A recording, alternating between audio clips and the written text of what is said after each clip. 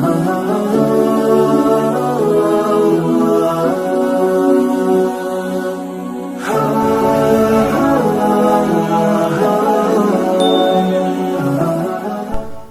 تعریفیں اللہ کے لیے، تمام درود و سلام محمد والے محمد کے لیے۔ ناظرین السلام علیکم، میرا نام ہے فراز احمد اور آج ہم حاضر ہیں ایک نئی ویڈیو میں۔ ناظرین آج میں آپ سے عالم برزخ کا ایک ایسا واقعہ بیان کرنے والا ہوں کہ جس عالم برزخ کے واقعہ کے سن کر لوگوں نے اپنے عالم برزخ کی زندگی کو آسان سے آسان تر اور خوشگوار بنانے کے لیے نیک اعمالوں کا سلسلہ شروع کر دیا۔ یہ واقعہ ایک نوروز ڈے سے ریلیٹڈ ہے، کیونکہ جو ہمارے معاشرے میں لوگ ہیں وہ جانتے ہیں کہ یہ نوروز ڈے کیا ہے۔ ٹھیک ہے، نوروز ڈے اسلامک مہینوں میں بھی ایک مہینہ شمار کیا جاتا ہے اور اس دن لوگ بہت سی نیازیں کرتے ہیں۔ تو نوروز ڈے کا دن تھا کہ ایک مومن نے اپنے گھر نیاز رکھی اور اپنے تمام دوستوں کو اپنے انویٹیشن دیا کہ تم میرے گھر آنا اور نیاز کھانا۔ ناظرین ہوا کچھ یوں کہ 10-12 لوگ تھے۔ وہ 10-12 لوگ جو تھے اپنے دوست کے گھر نیاز کھانے آئے، تو دوست نے کہا ابھی خواتین کھا رہی ہیں، جیسے ہی وہ کھا لیں گی تم سامنے قبرستان میں جا کر فاتحہ پڑھاؤ، جیسے ہی وہ نیاز عورتیں ختم کریں گی تو میں تمہیں بلا لوں گا اور تم آ جانا۔ یہاں ہمیں ایک سبق ملتا ہے۔ ناظرین وہ سبق کیا ہے؟ وہ سبق یہ ہے کہ اللہ کی نیاز جس پر قرآن مجید، سورہ فاتحہ اور دیگر قرآنی صورتیں پڑھی جا سکیں، مرد اور عورت اکٹھے بیٹھ کر بھی وہ کھا نہیں سکتے۔ اللہ کی نیاز کے اندر بھی یہ چیز ہونی چاہیے، لیکن آج اس کا زیادہ تر لوگ خیال نہیں رکھتے، لیکن یہ ہونا چاہیے۔ ناظرین وہ کچھ دوست تھے جو قبرستان چلے گئے۔ اب قبرستان میں جانے کے بعد کچھ 12 دوستوں کے اندر ہمارے بھی معاشرے میں کچھ ایسے دوست ہوتے ہیں جو بہت زیادہ مزاحیہ ہوتے ہیں، اور انہوں نے کیا کیا، ان 12 دوستوں میں سے قبرستان پہ جا کے سب نے فاتحہ پڑھی۔ ان تمام دوستوں نے فاتحہ پڑھی۔ فاتحہ پڑھنے کے بعد ایک دوست ایسا تھا کہ جو بہت مزاحیہ تھا اور اس نے قبرستان میں کھڑے ہو کر اس طرح کا مذاق کیا۔ اس چیز کا خاص خیال رکھیں کہ قبرستان مذاق کی جگہ نہیں۔ اور اس نے مذاق کیا کیا؟ اس دوست نے مذاق کیا کیا، اے قبر میں سونے والوں کبھی ہماری بھی دعوت کرو۔ اس نے اپنی طرف سے ایک مذاق کیا تھا کہ ایک قبر سے آواز آئی اگلی جمعرات کو آ جانا، اگلی جمعرات کو آ جانا۔ اب یہاں رک کر میں ایک بات کرنا چاہوں، میرے ساتھ اکثر واقعات ہوئے ہیں کہ اگر میں بہت زیادہ دیر سے جاؤں قبرستان تو مجھے کچھ آہٹیں محسوس سی ہونے لگتی ہیں، لیکن وہاں کوئی ایسی ویسی چیز نہیں، وہاں نیک اللہ کے بندے ہی سوئے ہیں، تو ہمیں ڈرنے کی ضرورت نہیں، کیونکہ ہم نے بھی وہاں ایک دن جانا ہے اور لازمی جانا ہے۔ ناظرین ہوا کیا؟ اب ہوا کیا کہ جب اس دوست نے یہ مذاق کیا کہ اگلی جمعرات کو آ جانا، یہ آواز آئی تھی قبر سے۔ اگلی جمعرات کو آ جانا، یہ قبر سے آواز آئی تھی۔ تمام دوستوں نے ادھر ادھر دیکھا کہ قبرستان میں ان کے علاوہ اس وقت کوئی نہیں تھا، اور سب پریشان ہو گئے، سب ڈر گئے۔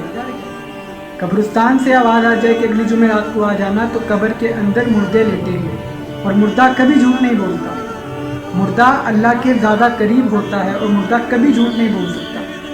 اب ان تمام سب کے تو رونے نکل گئے کہ ہم تو اب اگلی جمعرات تو مر جائیں گے۔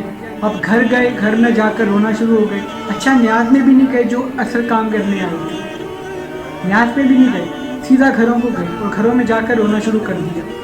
اپنے دوست کو برا بھلا کہا، سب سے معافیاں مانگی، کیونکہ اب انہیں یہ علم ہو چکا تھا کہ قبرستان کے اندر سے آواز کا آ جانا اس بات کی دلیل ہے کہ مردے نے بلایا ہے، تو اب تو ہم جائیں گے۔ تو ناظرین ہوا کچھ یوں کہ اگلی جمعرات آئی اور تمام لوگ اکٹھے ہو کر وہی دوست قبرستان میں گئے۔ اب جب ہم قبرستان میں دیکھتے ہیں کہ وہ تمام احباب جاتے ہیں، تمام احباب کے جانے کے بعد قبرستان میں وہ اسی قبر پہ گئے جہاں سے آواز آئی تھی، اور اپنے اسی دوست کو جس نے مذاق کیا تھا اس کو آگے کر کے کہا کہ تم نے کہا تھا، اب تم ہی آگے جاؤ اور کہو کہ ہم آئے ہیں۔ ناظرین بس کچھ یوں ہوا کہ وہی شخص جس نے مذاق کیا تھا وہ آگے گیا، تو اس نے آگے جا کے کہا کہ مومن کا وعدہ سچا ہوتا ہے، مومن کا وعدہ سچا ہوتا ہے، اور مومن کو اپنے وعدے میں سچائی دکھانی بھی چاہیے اور جتنا جلدی ہو سکے وہ کام کرنا چاہیے۔ اب ہوا یہ کہ قبر کھل گئی، हुआ कुछ यूं कि कब्र खुली और एक गुलाम बाहर आया, एक शख्स बाहर आया। उस वक्त उनकी क्या कैफियत हुई होगी ये तो मैं नहीं बता सकता, ये तो वो जानते हैं कि उनके साथ जब हुआ था। ये तो वही बता सकते हैं कि जब कब्र उनके सामने खुली और एक शख्स कब्र के अंदर से बाहर आ गया, उनके दिल पर क्या बीती होगी। बहरहाल उसने कहा कि हमारे आका कब से इंतज़ार कर रहे हैं, हमारे आका कब से कब्र के अंदर आपका इंतज़ार कर रहे हैं। कहा कि कब्र में जाना पड़ेगा। उसने कहा जी बिल्कुल, दावत तो आपने की मांगी है तो फिर आपको नीचे जाना पड़ेगा। तो अब हुआ क्या? अब होता ये है कि पहले वो मोमिन खुद पक्का अकीदा रखकर लहद के अंदर उतरता है और बाकी दोस्त कहते हैं पहले तुम जाओ हम बाद में आएंगे, पहले तुम जाओ हम बाद में आएंगे। अब नाज़िन हुआ क्या? मोमिन शख्स था, वो कब्र के अंदर उतरा। जैसे ही कब्र के अंदर उतरा उसने देखा कि कब्र जो जितनी भी है उसके कोने में एक दरवाज़ा है, उसके कोने में एक दरवाज़ा सा बना है साइड में। जैसे ही उस शख्स ने वो दरवाज़ा खोला तो पूरा जहान अंदर से पूरी एक दुनिया बची थी। यहाँ से एक इमाम अली अलैहिस्सलाम का कौल जो मौला अली ने फरमाया था कि अपनी कब्र को जन्नत के बागों में से तुम अजीम बाग बना सकते हो और जहन्नुम के गढ़ों में से तुम एक गड़ा बना सकते हो, लेकिन ये तुम पर डिपेंड करता है, ये तुम्हारे ऊपर है कि तुम्हारे अमाल किस तरह के। नाज़रीन, क्योंकि वो एक मोमिन था तो उसने अमाल नहीं किए थे। जैसे ही उस शख्स ने दरवाज़ा खोला उसने अपने बाकी दोस्तों को आवाज़ लगाई जल्दी से इधर आओ। यहाँ तो मंजर ही अजीब है। नाज़रीन, जगह ही जगह सब्ज़ा था।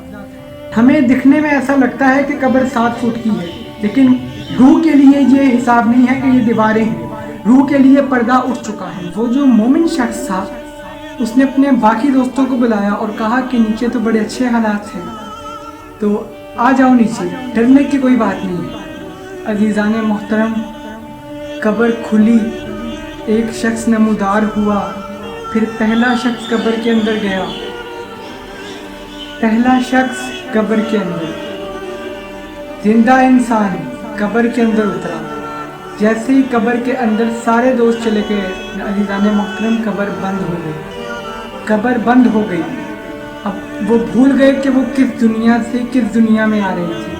ये था दुनिया से आलम बरज़ख कि कब्र के अंदर जो दरवाज़ा था और जब वो दरवाज़ा खुला, वो दरवाज़ा खुलने के बाद वो एक अलग जहान में पहुँचे। इस जहान को आलम बरज़ख के अज़ीज़ाने मोहतरम। अब गुलाम उन्हें दूर तक जहाँ दिखा रहा है सब्ज़ा ही सब्ज़ा, महल ही महल।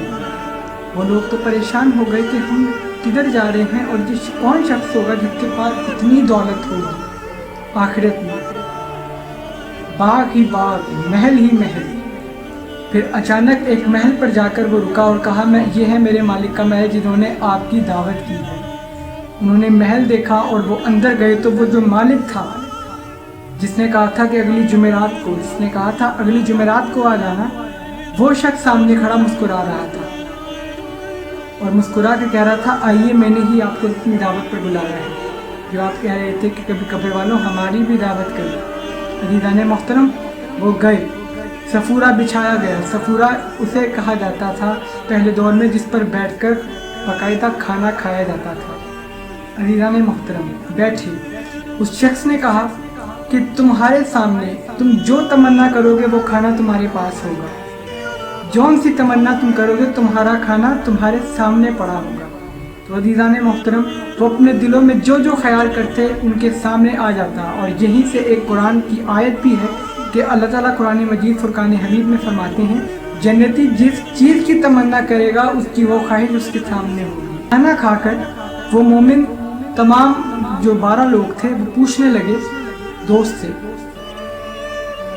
वो कहने लगे कि आप कोई नबी हैं? उसने कहा तौबा इस्तग़फ़ार, मैं और अल्लाह का नबी। उसने कहा आप तो बुरा ही मांगे, फिर आप अल्लाह के कोई वली होंगे। उसने कहा तौबा इस्तग़फ़ार, मैं और अल्लाह का वली। कहा फिर आप कौन हैं?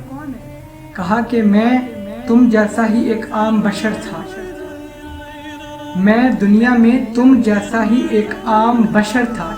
जब नाम सुना कि ये हम जैसा था, कहा कि اگر آپ ہم جیسے تھے تو آپ کو اتنا مال اور سٹیٹس اللہ نے کیسے دے دیا؟ کہا کہ میرے اعمال، کہا کہ ہمارے اعمال کی بدولت اللہ نے ہمیں ان چیزوں سے، نعمتوں سے نوازا ہے۔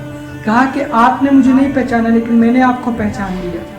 وہ سب چونک گئے اور کہا کہ آپ کون ہیں؟ کہا کہ میں تمہاری گلی کے نکڑ میں جو ایک کسائی تھا، میں وہ تھا۔ ان میں سے ایک شخص بولا، مت کہو، وہ تو بہت کالا تھا، وہ تو بہت کالا تھا۔ عزیزان محترم، جب ایک شخص سے کہا نا کہ وہ کالا تھا، کہا کہ یہ جنت ہے، نہیں پہنچا سکا۔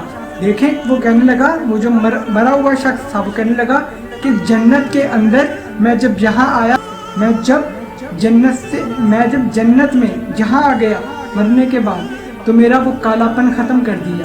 ناظرین، ایک حدیث کے مطابق رسول خدا صلی اللہ علیہ وآلہ وسلم فرماتے ہیں کہ جنت کے اندر عیب والا بھی بے عیب بن کے جائے گا۔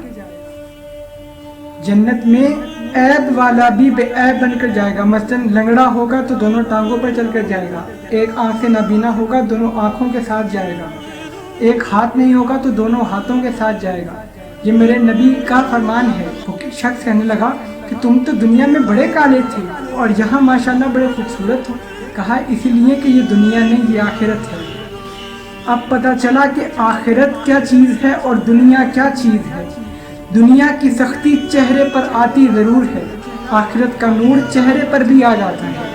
مومن نے بتانا شروع کیا کہ اللہ نے مجھے کن کن بنا پر آج اتنا بڑا محل اور اتنا بڑا باغ دے دیا۔ عزیزان محترم، اس نے کہا کہ میرے اعمال ایسے تھے۔ وہ اعمال تو بہت زیادہ ہیں اگر بتانے پر آؤں، لیکن کم بتاؤں گا کہ اگر آپ یہی کر لیں، یہ بنیاد ہے، تو آپ کے ساتھ بھی عالم برزخ میں یہ سب ہونے والا ہے، محل جنت کے باغ۔ عزیزان محترم، اس نے کہا پہلا میرا جو عمل تھا کہ میں اول وقت پر نماز پڑھتا تھا۔ جہاں اللہ کی اذان کا وقت ہو گیا، جہاں اللہ کی نماز کا بلاوا آ گیا، میں اپنا سب کاروبار ایک طرف کر کے سب سے پہلے اپنے رب کی بارگاہ میں جا کر سجدہ کرتا تھا۔ یہ میرا پہلا نیک عمل تھا۔ عزیزان محترم، دوسرا کہ میں نے کبھی نماز شب نہیں چھوڑی۔ نماز شب تو مومن کے لیے سب سے گولڈن گفٹ ہے کہ جو رات کو اللہ کی بارگاہ میں جب ساری مخلوق خدا سو رہی ہو، مصلی پر آ کر اللہ سے مانگو، اللہ سے باتیں کرو۔ یہ ہے نماز شب میں پڑھا کرتا تھا۔ تیسرا عمل، میں اپنے والدین کا بڑا فرما بردار تھا۔ میں اپنے والدین کا بڑا فرما بردار تھا۔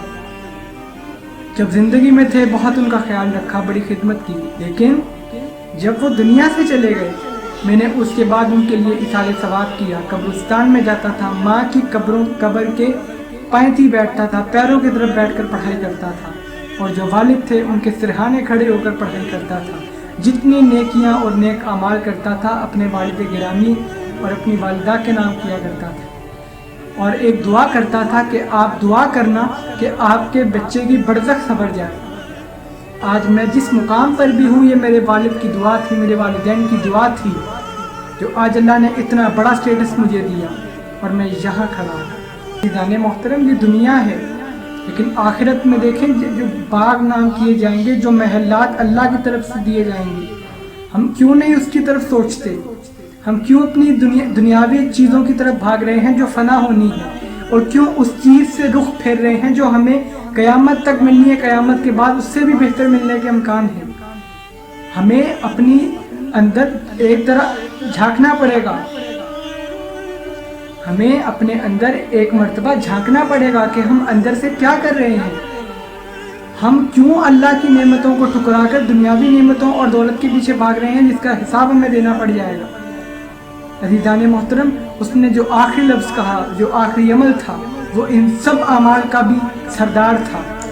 وہ آخری عمل کیا تھا محترم؟ وہ آخری عمل امام حسین ابن علی علیہ السلام کی محبت، اہل بیت کی محبت اور ان سے مودت کا صلہ تھا، کہ اہل بیت کا جہاں ذکر ہوتا تھا، جہاں جگہ ملتی تھی بیٹھ جاتا تھا، بیٹھنے کی جگہ نہیں کھڑے ہو کر سنتا تھا، اور زیارت حسین، زیارت عاشورہ کو ترک نہیں کرتا تھا۔ عزیزان محترم، ہر عمل کا حساب ہے، ہر عمل کا حساب ہے، لیکن جس کا بے تعداد لاتعداد اللہ نے حساب رکھا ہے وہ ہے حسین ابن علی سے محبت، اہل بیت سے محبت۔ اگر ہم بھی چاہتے ہیں کہ اللہ تعالیٰ ہمارے تمام اعمال قبول کر کے ہمیں اس کا صلہ دے دے، تو ہمیں اپنے والدین سے صلح رحمی کرنی ہے، ہم نے ان کے لیے ایصال ثواب کرنا ہے، ان کی خدمتیں کرنی ہے، مخلوق خدا کو فائدہ پہنچانا ہے، نماز کو وقت پر ادا کرنا ہے۔ عزیزان محترم، یہ تھا اس عالم برزخ کا واقعہ کہ جس نے بھی سنا اس نے اسی عمل کے ذریعے، ان اعمال کے ذریعے اپنی عالم برزخ کو سنوار لیا۔ انشاءاللہ ناظرین ملتے ہیں اپنی اگلی ویڈیو میں، تب تک کے لیے اپنا بہت خیال رکھیے گا۔ فی امان اللہ، اللہ حافظ۔